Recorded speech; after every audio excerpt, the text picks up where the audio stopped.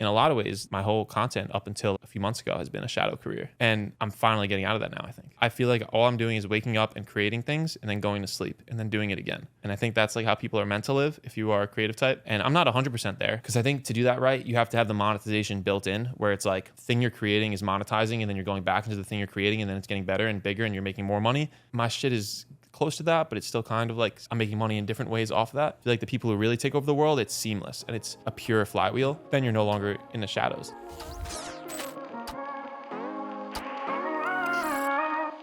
Zach Pogrob is an athlete, entrepreneur, and creator focused on a single word: obsession. He is one of the fastest growing creators in the world with over 2 million followers across platforms. In this episode, we unpack why Zach is doubling down on the obsession brand, why fitness and health are fundamental parts of his journey, tactical recommendations to growing an audience and creative platform, and why New York City is the best place to build a global movement. Welcome back to episode 23 of the Turning Pro podcast. Today we have Zach Pogrob, the man of obsession, joining us today. I gotta be honest with you, I've been so excited for this moment. There's so much to unpack because I accidentally met Zach. He has now been staying with me at my apartment, and we've become very good friends over the last couple of weeks, months, I would say. And I was thinking about this episode because I was just trying to unpack where do I even start, to be honest with you. So I think I want to start this episode by just sharing how Zach and I even got connected. And the craziest part about this is that you were actually the first straw that brought the two of us together. And Hell yeah. I don't even know if you knew that until now. So the quick story is that, and to preface this, I don't really read that many newsletters because I just feel like a lot of them feel like homework. Like when you open your inbox and you have a lot of things going to go through and then you see a newsletter, you're like, I don't have 30 minutes to commit to this right now. And so for that reason, I've just never stuck to reading a newsletter. You know that about me. And so one day you were like, Ben, I think I have a newsletter that you're going to love. You need to subscribe to it. It was Zach's newsletter, the 10 Bullets. And I had been reading it every single week religiously for a few months at this point. And I was at lunch with a friend, Casey Adams.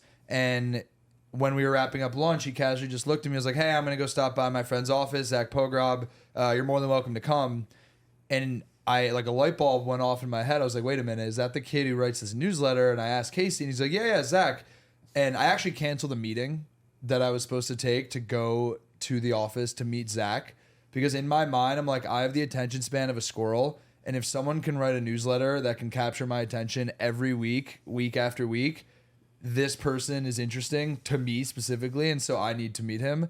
And I canceled the meeting, went to the office with Casey. And now we're sitting here on the couch doing this episode. That's wild. That was wild to me because you were the first person who I met who only knew me from the newsletter. That like blew my mind. Because I loved, at the time when I met you, that was probably like 6 months ago, actually longer, like 10 months ago, 8 months ago. I loved the newsletter. I thought it was the best thing I was making, but it was like, it doesn't get as much attention as the Instagram. And so that was a cool moment because, I don't know, it's just funny.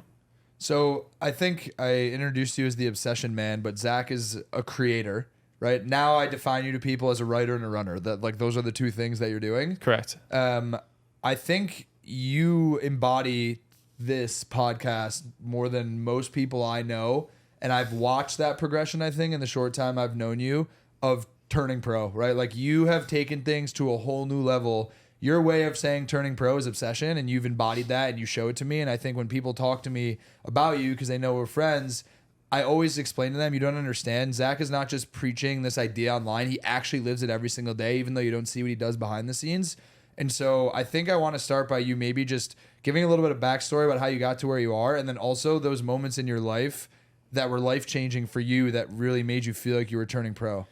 Yeah, because it's funny. Like 6 months ago, around the time we met, I don't think I was a pro, any comparison to where I am now. And I would sit in the park in Brooklyn and read the book, Turning Pro. Read it for like a week straight. And that book really helped me. A few other books helped me during that time.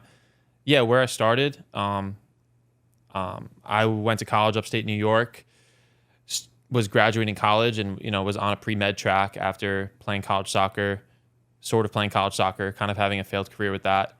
Didn't really want to be a doctor, but it was just the impressive path to, impress people.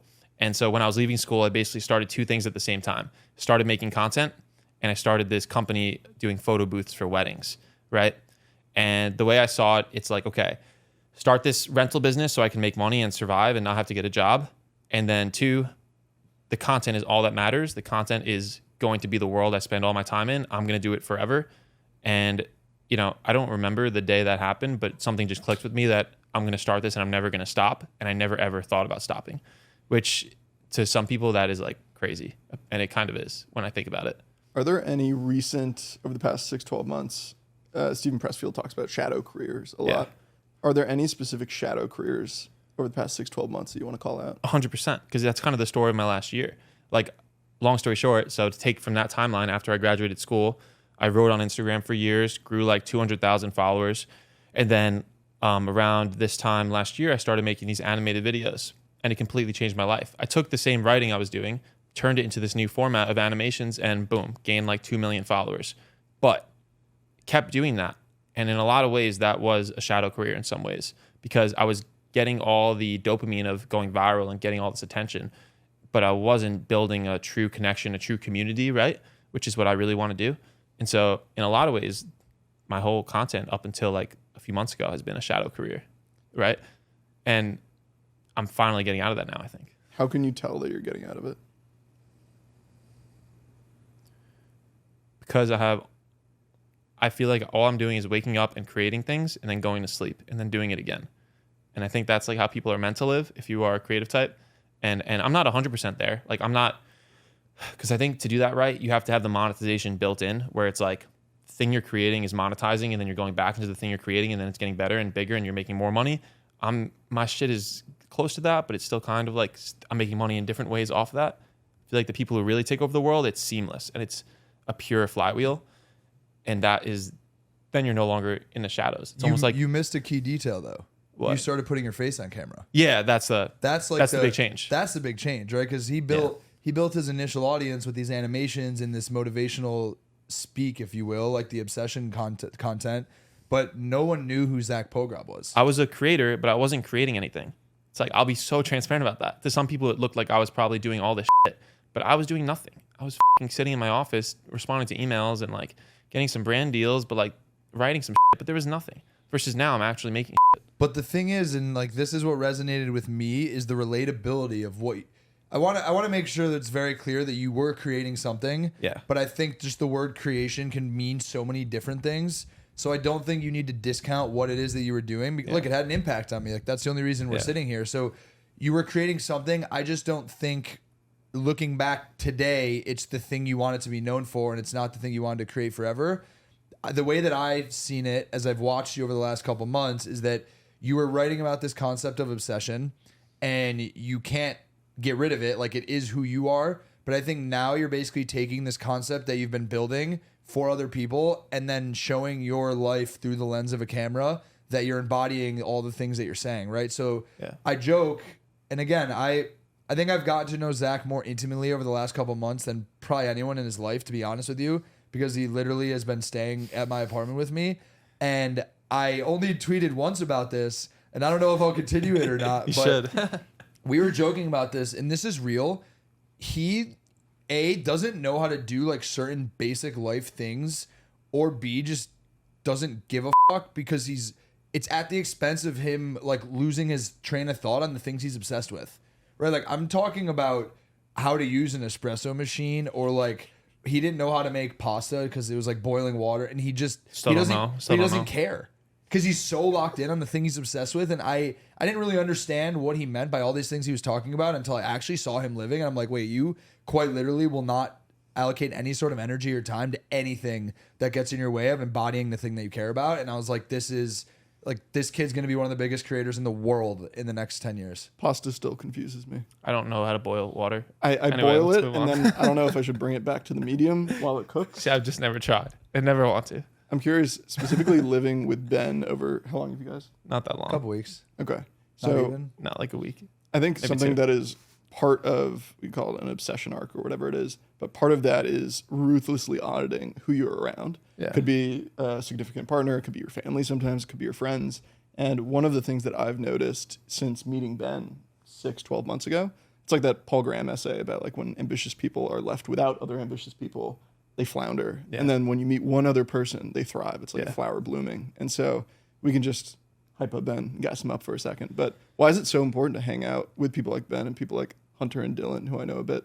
Yeah, I mean, Ben especially, he's always on, and those are my favorite types of people. And there's not that many. He just doesn't turn off, and that's the type of energy I want to be around. It's super rare. Almost no one else is like that. And even for me, it's like my favorite people have no gap, right? There's just like one version of themselves. And in the past, I think I definitely had a gap. Ben, I don't think you really have a gap. You're always on. You're always intense. You're always intentional. You take everything seriously, which is rare. And yeah, I think you're great. I appreciate that. We're big fans of Ben. But part of what resonated with me when I first started reading your content was I feel like when you embody your true authentic self and you realize that you, in a lot of instances, will do that at the expense of relationships, because people maybe just, when you start to really become your true self and you're not catering to what other people want, like, you're going to lose relationships. You're going to have people who are judging you. And it takes a level of bravery and courage and confidence to not waver from your true self at the expense of knowing those things will happen. And I think for me, when I started reading your content, it was just a level of relatability for me where, like, there are other people out there who feel like misfits the same way that I do. And it's just harder to come by them. And when you find them, you kind of just don't let them go, to your point, because there's not that many of them. Right? It's basically you, Hunter, and Dylan. And that's basically it. Like, there's some others that I don't know that well, but like, those are my misfits. That's it. It's just it's like you feel like a misinterpreted person who's now in a room of people who understand and interpret you the way that you want to be. And the other thing that I think you resonate with the most is you don't ever want to exert the energy to have to like explain yourself to someone. It's like they either get it or they don't. No. I think the always on component is specifically what people get or they don't. Because most of my friends from college or high school, who I still love to death, it's like at 5:30 or at 6, it's done. It's hard to spend a lot of time with them. I mean, you can. It's good, like, too. But I struggle with it. I mean, I just don't have a lot of friends anymore who are like that. I also don't do that much socially, so, like, it works. What do you struggle with right now? What are you still working on? Like, in life, in general? Yeah. What to, like, build. I feel like every week I want to basically go fully focused on something and build something. And I'm capable of that. But, so that's one thing. And then number 2 is, like, I want to do daily YouTube videos, and I am, but, like, they're not that good yet, and I really want to make them good and not just get into the cycle of putting out content every day, because that's my worst nightmare. Is I just put out videos every day and they stay at like 1,000 views, 500 views, right? Because then what was the point? It's like the point of the obsession year. Obsession year is like 1 year of obsession can change your life. For my obsession year this year, I'm doing daily YouTube. It's like the point of it is to iterate every single day.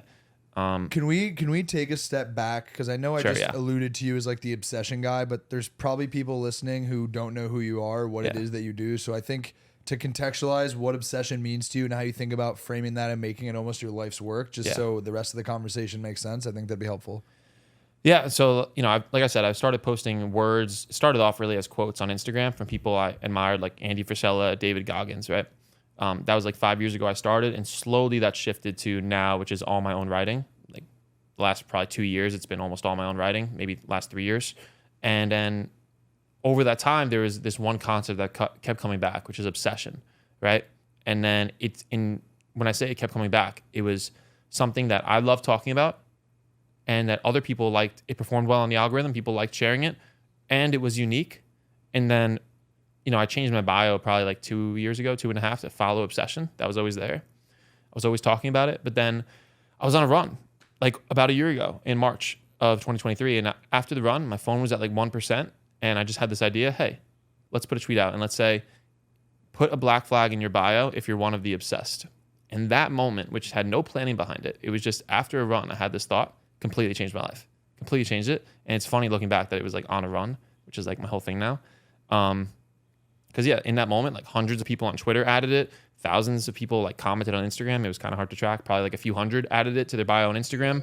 And it was crazy. Like, I've never felt that much resonance with something. And usually it's like funny, like even the run cult is an example of that. We could talk about that later. This run club I started, there was no planning, just ripped it and it got instant resonance, and it was obvious that it was a good idea. It's like the best ideas are not ones you sit down and plan in a notebook. They just come to you instantly, and you know that it's right and it's obvious, and you do it.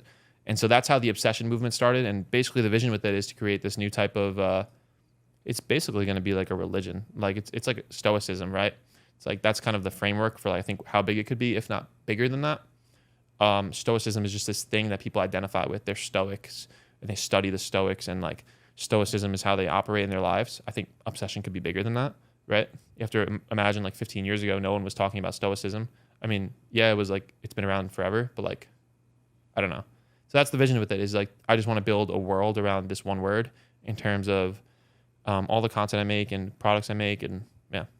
I think a lot of people have the right instincts about what could hit immediately and don't want to plan and know that these could be the right ideas. Like when we started talking about this podcast, we didn't think about it. It was on our first call, like in person, obviously, in the city. Yes, cool, let's do it. We aligned on something.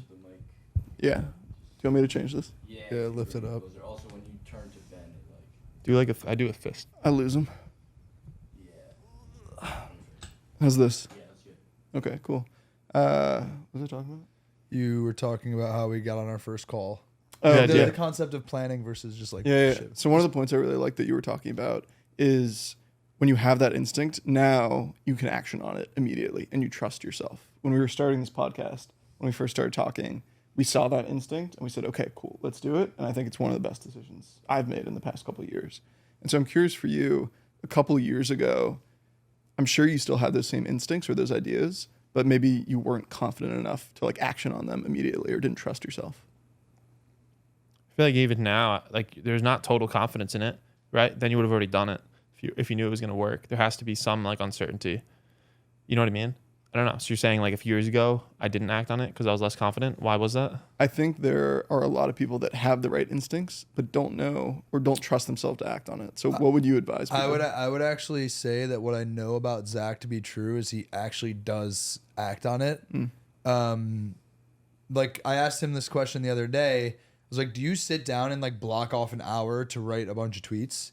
And the answer is no. Like when it comes to him, he just rips it. Like he's built a muscle for 5 years in the thing that he's doing where it's second nature. And I know a lot of creators talk about this is when content creation really becomes an unlock for you is when you realize you don't change how you live your life. You just document the life you were already living. At its peak, when you're a really good creator, that's what it is. You're not like faking who you are to capture like viral moments. And so for Zach, it's like when he sees something or feels something, he just writes it and ships it. And I'm sure it's taken a lot of time and muscle memory to get to that point. But I think the light bulb moment for you is like you've been able to do that. And now that this shift is becoming more about you on camera and you as a personality and not just your words, like with cool animations, it's just like a whole nother challenge that you're just early on, I think, in enduring. Yeah, I agree. I mean, to me though, I'm very big on the word obvious. Like I say it over and over. The right opportunities and things should feel obvious. When you're trying to like sit down at your desk and map out, like I spent all of last year mapping out this whole Disney world of like the obsession world. I did that for the last few years, but that never changed anything. What changed it was like ripping a tweet on an idea, right? You could spend hours planning that out for years, but it's just all you have to do is pick up your phone and start something. It's fucking true. Can we talk about the whiplash scene that you started to describe? Can you Sure. lay the groundwork for what it is? Sure. I mean, the breakup scene you're saying? Yeah. Yeah, I mean, in Whiplash, which is the movie on obsession, where you basically have this young kid who wants to be the greatest drummer of all time. He breaks up with his girlfriend that he's seeing at the time because he basically tells her that when I'm with you and we're on a date, all I'm going to be thinking about is drumming. And then I'm going to start to resent you because, you know, you're going to get mad at me because I don't want to spend time with you because all I want to do is drum. And he breaks up with her. And then, you know, he does go on to, I mean, I don't want to spoil the movie, but You can spoil I think the movie. Ben it's hasn't okay. seen it. yeah, I think it was the right Let me decision. guess. He goes on to be the biggest drummer. sort of, yeah, something like that. I think it was the right move to break up with her, though, and I think it was the right move. We were talking about this Lex Friedman podcast scene. We're on a podcast, talking about another podcast now, but it was just the wrong girl for him, you know. And the right girl, I think you don't ever question that, and she adds fire to your obsession. She adds gasoline to it versus like dousing it with water. I think that's the difference there. 100%. And it's hard. It's really hard to find that, I think. But the right girl, it's obvious. Yeah. I think. I don't know. Hormozy had this great line about how if you're not sure how your relationship is impacting you, just look at what you built or even your net worth for an easy number since you started dating that That's a person. good question. That's a good one. And it's a really easy litmus test. Yeah. How do you alluded to this a little bit, but I'm curious to hear how you think about relationships in general, right? Like I think something unique about you, at least compared to Adrian and I, is we're both very extroverted. We like enjoy talking to a bunch of people all the time in these moments of chaos. And the thing I love about you, you're just so opposite. Like You other and weekend. Dylan is very similar, where you're just like, I don't want to deal with a lot of people. Like I have only a couple friends, and I know that, and I enjoy it, and I want it that way. I want to just go build things. I don't want people in my way, and I want other people to deal with the things I don't want to do. I'm curious just how you think about relationships as a category, both just friends, platonically, and then also like romantic relationships. Yeah, I don't know. I didn't have friends until like 4 years ago, 3 years ago. Like I had like I had like one friend. And it's like when I moved to the city, like I didn't have friends. So like now I have friends and I met all of them through my content, right? So like that's kind of how I've approached it. It's just like put out, which is kind of in some ways messed up. I've done some like it's messed up to say Outbound. the word outbound to make friends. I've done some of that, but it's mostly been inbound. People just finding me from content and hitting me up, be like, let's hang out. Cool people. And like, that's kind of how I've approached it, which is sort of messed up. But yeah, I don't know. I definitely like don't enjoy. I think I'm going to be in this phase for the next 10 years where it's like, if there is not some benefit to my mission of us hanging out, it's kind of pointless.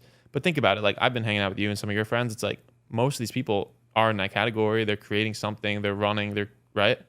Yeah. Like totally. how often do I hang out with someone just random? Never. No, you don't. But Literally, I think, would. Like I'm not opposed I think to that's it. what we had in common, though. Yeah. Uh, You're mostly like that too, I think, though. yeah. Right. My bullshit meter is very low. But you just have more of like a social battery than me, I think. Yeah, 100%. Yeah. But it does. I don't think that changes the type of people that I prioritize hanging around. It's kind of messed up though. Like Mark Cuban has this quote. I'm gonna find it. Maybe you could put it in. But it's just like, yeah, if you can't like somehow make me more money, like we're not getting dinner. Like that was when he was like young. He probably still feels that way. He's like, I don't have time for dinner. I'll send you the quote. Mark Cuban's old book, Savage book, because he was pure obsessive. Like literally taught himself how to code and just lived in the shittiest department and fucking sold like computer consulting, whatever he did. And yeah, he was on the mission. I think that's something that it's something I go back and forth on in my mind all the time as it relates to relationships, because I candidly am someone who I struggle to maintain relationships where it's not giving me something in return. And that something doesn't always have to be like money, right? It could be happiness. There's a number of things it can be. But I think when you become someone who's so driven and so motivated and you want to build things and you want to create things, it's so hard to not look at every aspect of your life and figure out how it fits into the bigger picture of what you're doing. Because if you're doing something that you don't think fits into it, you feel like you're distracted, veering off a path that you don't want to be on. And that just trickles into every single aspect of my life. And if you ask my roommate, he always says this to people. He's like, Ben hates stupid people. Like he just can't do it. And it sounds terrible, but it's not like if you're stupid, I can't do it with you. I'm not, if it's not interesting, I'm not going to fake it. Yeah. I think every touch point in a relationship needs to reinforce going back to do it again or to hang out with them again. Yeah. The one thing I will say, like a more tactical thing on relationships, because dude, when I was younger, I had like the most extreme social anxiety. So I would literally study how to talk to people. Like I read a book called How to Talk to Anyone, 92 Tips. Great book. And in it, one of the tips is treat new friends like you've known them forever. And I read that book and then I went to like this New Year's Eve party and pretended that with this guy, Jack. So I shouldn't have said his name, but like said his name. And at the end of the night, he's like, Zach, I feel like we've been friends forever. And I'm like, fuck. So anyway, one of these tactical things I like is this is not even cheating. It's just like when you like someone's work, just tell them and that's it. DM them instantly and say, I like this. Good shit.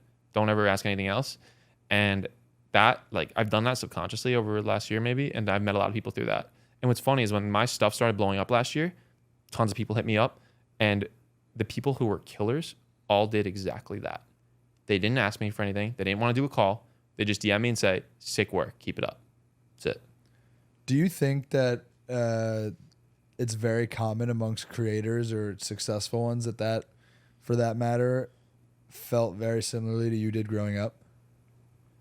Where they resorted to the internet because they maybe didn't feel like they had friends, and you feel misunderstood, and like your internet friends are the people who understood you? Probably. Played video games a lot as a kid. That's kind of where I felt like comfortable. Maybe. I don't know. There has to be something weird about your upbringing, I think, to make you do what I want to do. Do you think you have a big chip on your shoulder right now? Chip on my shoulder, like, what does that mean again? Like something to prove? Yeah. Yeah, totally. I think I've always felt that. Fuck Though. yeah, he does. I've always felt that though. Where do you think that comes from? But what do you mean though exactly? Chip on your shoulder. I know he does.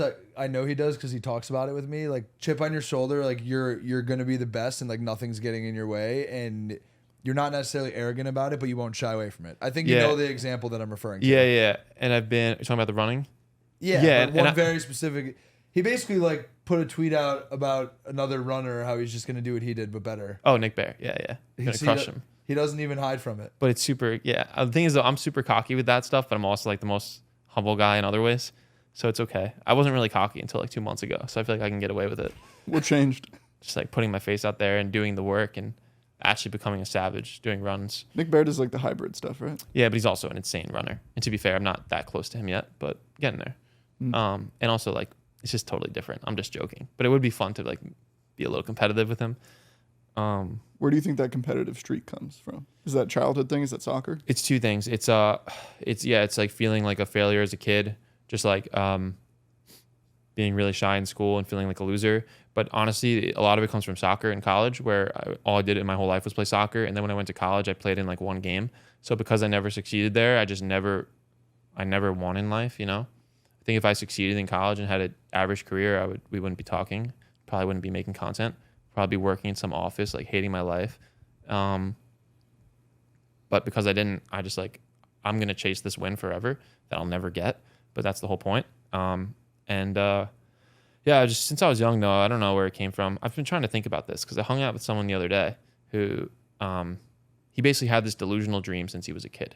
And he's always gone towards this dream and never told really anybody about it. And I've kind of had that too, in terms of wanting to be this like insane figure, like Arnold Schwarzenegger level fame and reach. And it's interesting to think about where that comes from. I don't have a specific answer. I think I have my answer as to where I think it comes from, and it's the same answer I give. And I'll ask him the question first, and then I'll tell you. What do you think are the three most common traits of high performers? I don't know. Self-belief, intensity, and like long-term vision, maybe. I don't know. My number one answer, and I think it was Hormozy who said this as well, is insecurity. Yeah, that's a huge one. So real. And so, I mean, the framing behind that is that you never feel like you're enough. Yeah, and you're on this treadmill versus yourself. Yeah, that's exactly mine. And so you just want more and more and more and more, and you'll become one of the highest performers because there is never. It doesn't matter what other people say, because like I could sit here and tell you you're great, you've done it all, and then you'll look in the mirror at night and be like, I'm not enough, I didn't do enough, and so you're going to continue to do more. And so I think that is like the number one thing, because like if someone gave you $10 million tomorrow and said, Zach, go sit on a beach and just like sit there and retire, like you wouldn't be able to, because it's you versus yourself in this game of, I mean, life. Yeah. 100%. It's insecurity. 100%. It's a great answer. I've always had that. I'm still insecure about everything. It's like that will probably never go away, but I'll just like do as much as I can to like suppress it a little bit. What are you insecure about now?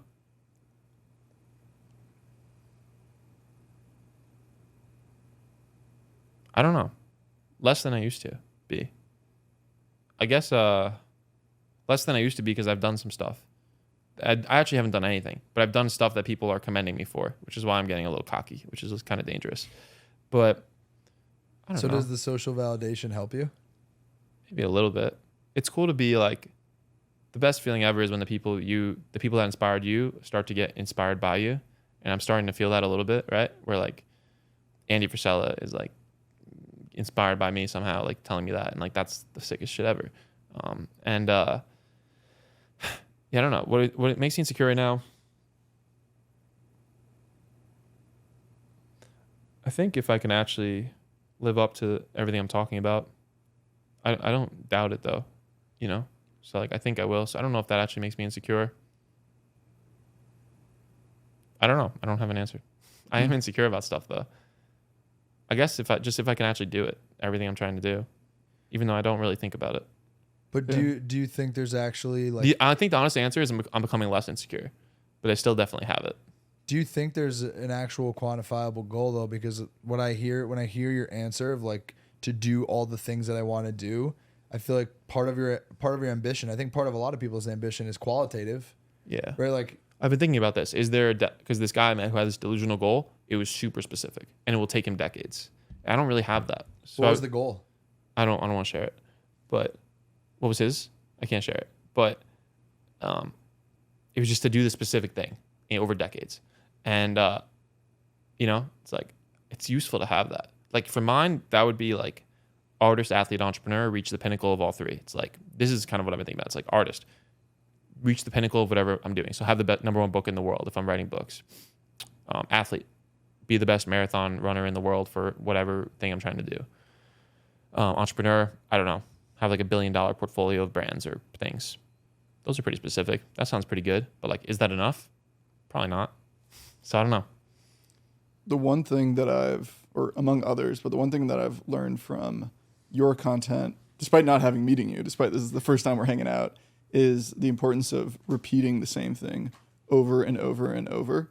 Did you learn that from somewhere? Was that just something you stumbled on? No, but it's like the most important thing ever, right? I don't remember learning that anywhere. I genuinely think my whole thing with like owning a word is the only reason I'm going to have any success, or it's the main reason behind the success I'll have over decades, and no one does it, which is crazy. I don't know where I learned it, but I like one time I tweeted this, and I think it's helpful. It's like, if you want to be known for something, talk about it often. If you want to be known for one thing, talk about it daily. But if you want to be the only one known for one thing, you have to talk about it multiple times a day. And that's what I've done with Obsession basically every day for years, like 2 years. And it works. It's working. Like my first million guys are talking about it. That's happening because I fucking hammer it. You have to. And I don't remember where I learned that from. I just did it. I think all I did was obsess over like branding and marketing though for years. All I did was like read books and read essays for years, right? Like 10 bullets, right? My newsletter. It's just a curation of the stuff I'm learning. Part of the reason why I've been a little slower with it is I'm just not consuming that much right now, right? It's like, that's why the newsletter was good. It was just literally the shit I was consuming.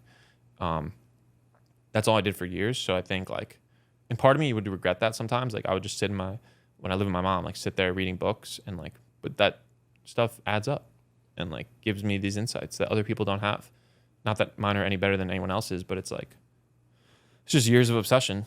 I don't know, literally created the idea of owning a word like obsession. But I think it's the most important thing ever to like own this thing and hammer it every single day. The reason it's so important, I was just talking about this, is because now I'm not just a creator. It's not about me anymore. It's about this thing I'm building outside of myself. And we can talk more about that if you want, but that's just like, that to me is everything.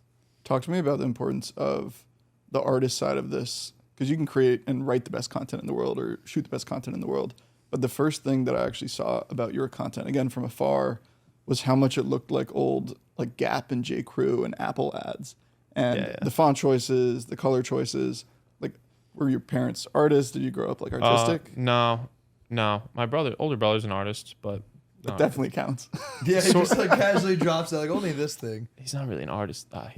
He'll not watch this. Where does that come from? He's that a taste? He's like a graphic designer. It's not really This is art. exactly what we're talking. No, he's not. No, but he's like a graphic designer for companies. That to me isn't. I wouldn't even call that art. I'd call that like service. Sorry, Brandon. But he actually is a great artist. I'm gonna Though. clip that and collab with Zach He actually on Instagram and force him to accept no. He actually. Sorry, he is a great artist. He just like for work he does something else. Anyway, I think it's everything. I think like at its core. Okay, so my secret kind of superpower with all the writing stuff has always been the design, I think. Like even on Instagram now, I do these like handwritten posts and those do well because of the design of them, partially. And I don't know, I've always loved it. I think some part of me thinks I love design even more than writing, right? Like I have this mood board that is just like, that's like my like blood of like everything I'm doing. And like, I don't know, it's just, I don't know where that started or came from.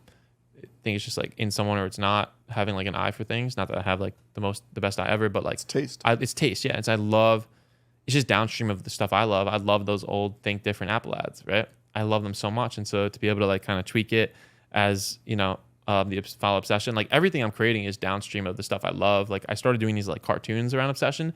Those are coming from this like random cartoon I liked called like Over the Garden Wall. You can go Google it. It's like this 1 season cartoon it's like an Alice in Wonderland type fall cartoon.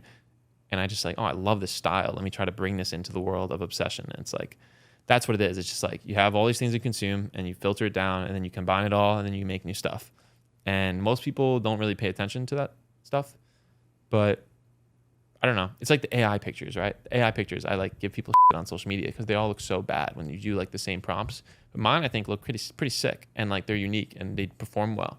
It's not that much harder to make something unique with those platforms. It just takes like effort. Yeah, I don't know. I love it though, the design stuff. That's like one of my favorite parts, because that's what I'm doing now. Just genuinely feels like I'm waking up and just creating this art project all day, and it's fun. So we talked about the artist PCU. I want to go to the next vertical of what you define as the 3 categories, Yeah. which is athlete. Yeah. You put on a pair of running shoes a couple months ago and haven't taken them off. Why? I got into running because I was hanging out with Hunter Weiss and Casey Neistat and felt fat. So I needed to fix that. And like, I also did this photo shoot with this brand, 10,000, and also felt fat in that. It's like 230 pounds, 6'3". So not like fat, but like kind of chubby. Remember that, the shorts. Yeah, sick, right? Wait, those were Sick, those right? were cool. They were sick, right? Yeah. It was cool. But I didn't like the way I looked in the photo shoot. I didn't like the way I felt. And I was like, all right. I always felt like I need to become a savage. I'm 27. I've never became a true savage. I need to become a savage. And so, I don't know, slowly last year, like I was slow up until literally November. Not joking. I didn't run until under like an 8-minute pace, an 8-minute per mile pace until like November. Literally. Maybe for like short runs, I would run like 7 something. And then, yeah, I just slowly got totally obsessed with it. The moment I got really obsessed was when I signed up for my first marathon because of Danny Miranda. We did our first marathon together in December. Once I signed up for that, the obsession completely consumed me. And I just like was staying up all night watching videos, learning how to take gels, how to do pacing, what workouts to do, and did pretty good in my first marathon for not a lot of training. And now the obsession has completely consumed my life and is going to be a big part of everything I do now. What is it about running? Like, is there a feeling or an emotion that you get from it that allows you to just be consumed by it to the degree that you are? Like, I want to just reiterate for you to understand the extent of his obsession with running. I walked upstairs the other day into the living room and he was telling me how he was watching like a video about marathons on YouTube and started crying. I did. This living room? Yeah. And he started crying, like watching a video about like people accomplishing goals or marathons. And my first thought in my head was, dude, what the f is wrong with you? And then my second thought was like, holy shit, he embodies what he feels all the time. And now when I talk to him, he's either on a run or he's like writing, and that's it. But the writing thing is what I know him for. The running thing is the new thing that I've watched evolve since we met. So I really just am trying to dig a little deeper to understand where this is coming from. It came on, like I said, I was trying to kind Because of... I think like but not to cut you off, but your point of I didn't like the way I looked and I met Casey and Hunter, so I started running. Fine. But to start running and then to stay running and then to do what you're trying to do, that doesn't just come from because you didn't like the way you look. There's more to that. Yeah, that was honestly probably a small piece of it. It was also, that's where I found like this version of myself who I'm becoming now, like the true obsessed self. I found it on those runs every morning. Like it's impossible, think about it. It's impossible not to change if you're waking up early and running by yourself every morning. That's all I did all last year. And I was really struggling with like what I wanted to do, like turning pro. I was in a shadow career. I was not pro. And the run turned me into that. Like I remember there were moments, especially on the long runs. Those long runs change you. Like you're about to start doing a lot more long runs in your prep, and you've done some, but it's like those long runs change you, especially the good ones. And like I would go on those long runs and there'd be sections where I'd go faster than I've ever gone. And there's an intensity and energy that literally took me over and made me feel like an entirely new person. And a piece of that stays with you after the run. And that is what made me so addicted. And then obviously once I got good, it's like, it's fun to be good at something. And like, I love that. And I love that like even today, I had a bad run today. It was my first bad run ever. So did I. You did? Well, yeah, I don't want. It's not about me. It's about you. But I am pissed because I did too. So today, I've basically twice a week in marathon prep, you're going out for like workouts, and not all. Usually, one of those at least is like a big test where like this really matters. This shows you where you're at. Like sprint workouts, or So those actually don't matter that much to me. It's more just like these long runs where you're trying to hit certain paces, or like today I did a 6-mile test. Right? It's like a test. Like, let's see what you can do. And so going out on those and just like destroying my expectations, like doing way better is so addicting. And that's all I felt. Today was the first time in literally months where I didn't reach my goal. So I'm kind of like depressed right now. But that game is so addicting to me, those hard runs and like trying to push the paces and pushing through that for like, an hour plus, 2 hours sometimes. I don't know. I love it so much. I genuinely think the reason I'm a good runner is because I push harder than anyone else, right? Like I don't think people go to the mental state that I go to twice a week. I'm sure they do, and they definitely do. And some people definitely go even further than me. But I'm going to keep having that like chip on my shoulder that like they don't. And I don't think they do. it's been, obviously this is our first time back filming in a while. And so a lot of things have evolved for us, even just in our own lives. And I think one thing that I haven't talked about on this podcast, which I've talked with Zach about extensively, I think you briefly, is when I got back into running, a huge piece of it for me actually was because my therapist talked me into exercising with no headphones. So I don't wear headphones anymore when I exercise, and more specifically when I run. And that has been probably one of the most life-changing moments or changes in my life over the last 6 months. Because for me, I realized as someone who lives in a world of chaos all the time, whether it's physically or digitally, I struggle to disconnect from everything. And so going out on runs with no headphones is like the first time where I'm really by myself, and I've been able to process so many thoughts and have so many unresolved problems that get solved when I'm running, that I realized sometimes I just keep running because of what's going on in my brain, not because I actually like running. Like I think it was January 2nd, right? Zach and I we went for a 6-mile run with our friend Casey, the one who introduced us. And when we got to the end of 6 miles, Zach had done like a crazy run the day before. So he's like, I'm done. Like, I'm not going more. I looked at him. I was like, dude, I have to keep running. And I ran a half marathon that day. And I hadn't run more than like 4 miles since my 2 years ago in marathon training. And I was running at speeds that I don't even run it now. And I'm actually in training.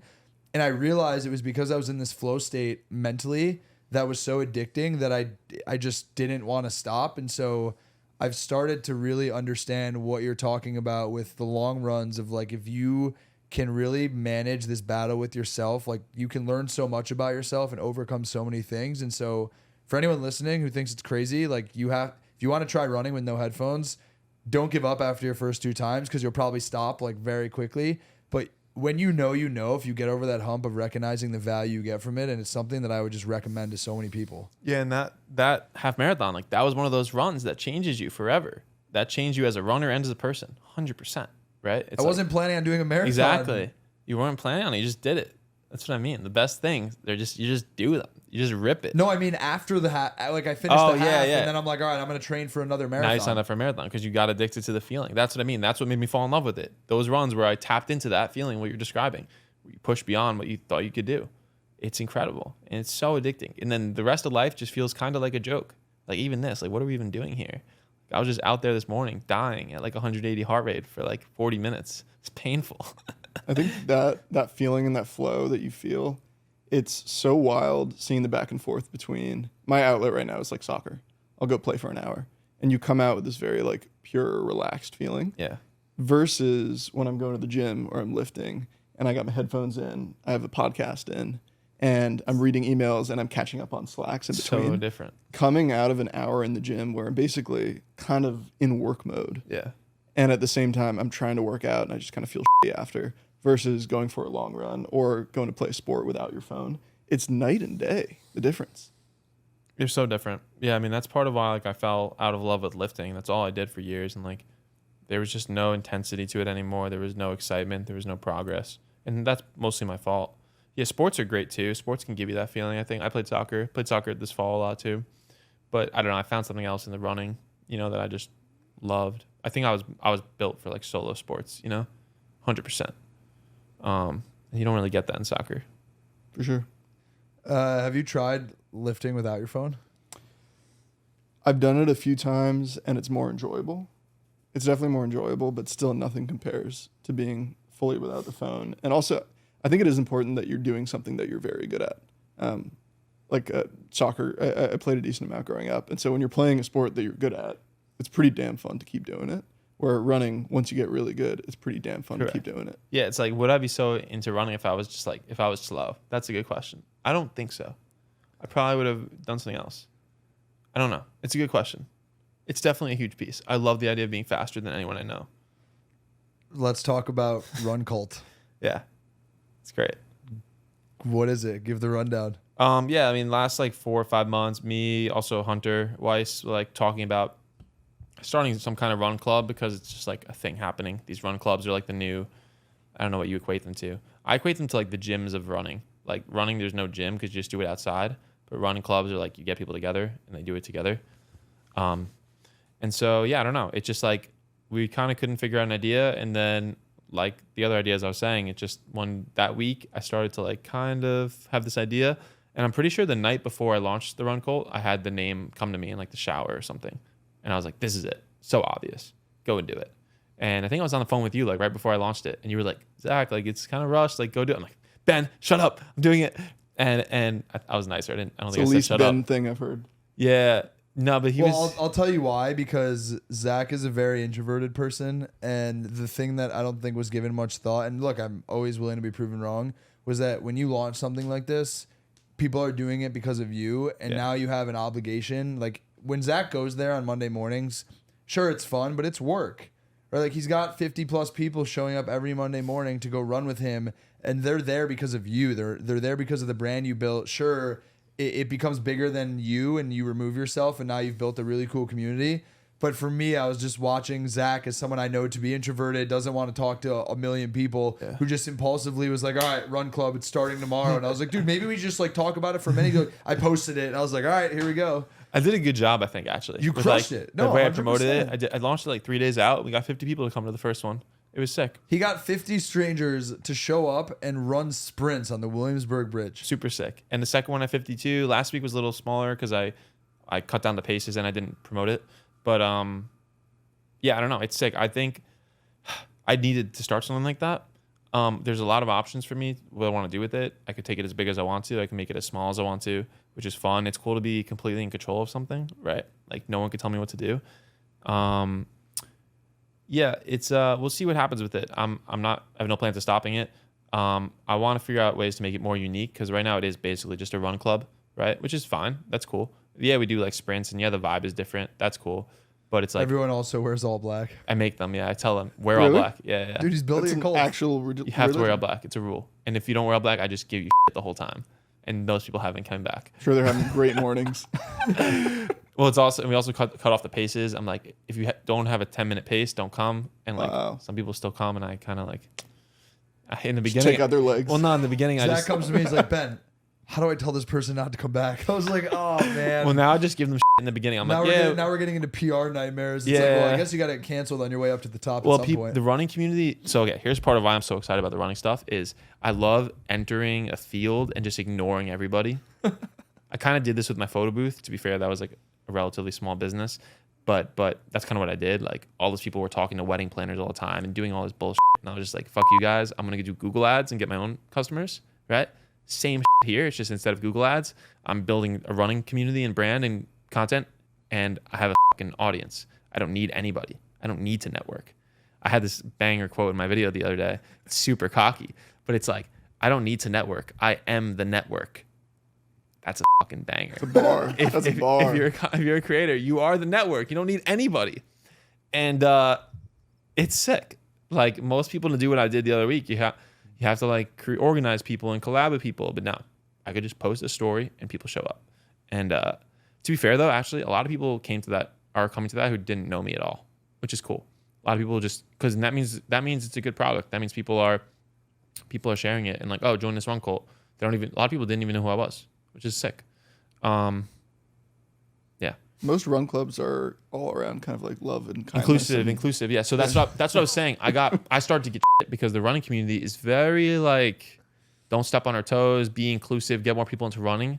I'm like, no. Like I posted a post yesterday. It was a little harsh. He might delete it. I was like, running is not fun. Running is not about friends. Running is like, should be war. And like, I just love that. But you know what's crazy about it is that Zach is appealing to a percentage of, like his audience is a percentage of people who don't feel like they fit into normal run clubs because they feel the same way he does. They just don't have the audience and the distribution to go talk about it broadly. And Zach's like the brave person speaking about it. Yeah. And all the people who resonate with his message are the people showing up to do sprints with him and a bunch of other strangers on Monday mornings. It's great too because it's like, yeah, there's that piece, which is like most people, not all, I would say probably like 60, 70, maybe 70% now have seen my stuff. So it's like they know the vibe already. They followed me. Like you followed me. Like you know the vibe. And then there wasn't really a run club for like guys. Think about it. Did you ever go to a run club? I live up in Greenpoint and I avoid all the run clubs because they're like lovey-dovey little too run lovey-dovey. They're a little feminine and just like guys, like that's not something a guy does. You don't go to a run club to meet guys. Like even saying it, it's like awkward. I'm gonna like, no offense to Tyler Endorphins, like he has a good crew, but So Jess. but Yeah, we had him on. That's funny. there was Hold Yeah, on you a had Tyler second. on, I'm and- gonna tell her who's Jess? she's filming at 5. There's Oh, nice. the run club up in Greenpoint is a Bandit running. Does Yeah, it? Cool yeah. brand. Sick brand. They're like, You see them? it's like, yeah, I You run. live there? I live, yeah. Up in Okay. Greenpoint. Greenpoint's cool. And I was there the other day running. It's nice. I live up in the big white building, I right at the don't- tip. I had a There's a bunch of big white buildings like right at the end of Greenpoint. yeah. I haven't gone out there. I was over there the other day. I would see it if I recognized it. It's nice. It's really cool. Where do you play soccer? Williamsburg and Greenpoint. There's a couple leagues. I'll text Nice. you. Have you heard of Bowerly League? It's like one of the best leagues. Yeah, I've played in that for a while. Is it like a high level? It's sick. You should try to play in it. I'll Are you text you. good? Yeah.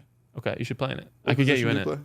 I played like center back. Sick. I stopped playing. can tell. I kind of miss it honestly a lot. Dude, it's so I just like can't do it with the running I'm when doing. you're good too, it's like I was pretty good. The Bowery League is hard as though. Really? It's like it was actually hard for me. Like Really? sometimes. everyone played in college. Yeah, everybody played in college. Some played like pro, Oh, really shit. high level. You played in college? I played club. Okay. What school? Brown. Oh, you went to Brown? Yeah. You know Dylan? I meet him? met him All after right. Brown. Yeah, you Sorry, didn't know where- him there. No, but no, I like captain. We the club gotta- team we there. gotta- You were sick. Yeah. I can play. Yeah. We gotta go back to where Hey, we you should get in that league. Yeah. I'll hit you. your last words were no offense to Tyler and endorphins. Yeah, no offense to Tyler and Endorphins, but like I was at Endorphins. It's like 70% girls. Maybe I'm wrong, but it was definitely majority girls. It's just not a behavior guys do yet. And maybe they will, maybe they won't. It's like guys just don't go to run club to meet guys. It's just weird. Yeah, but like there's a lot of guys who go to run clubs to meet girls, so I just think that True. it's I just different. think it's like Tyler has a lot of guys and I'm sure they meet plenty of girls there, but he'll tell you that his mission you guys are so opposite, which is what I love. Like he's all about good energy and love and community and you're like, no, fuck that. Just like put your head down and go do things that hurt. like I want people to become friends too, but it's like No, I know, but it's fine though. It's okay different, to have different messages. and truthfully, I don't think running is a group sport. I think it's cool to run with people and meet people, but like go run alone. Like do this once a week with people. Maybe run with someone like one other time during the week. To be fair, like I'm lucky. Like I have a lot of cool friends who are runners. Most people don't have that really.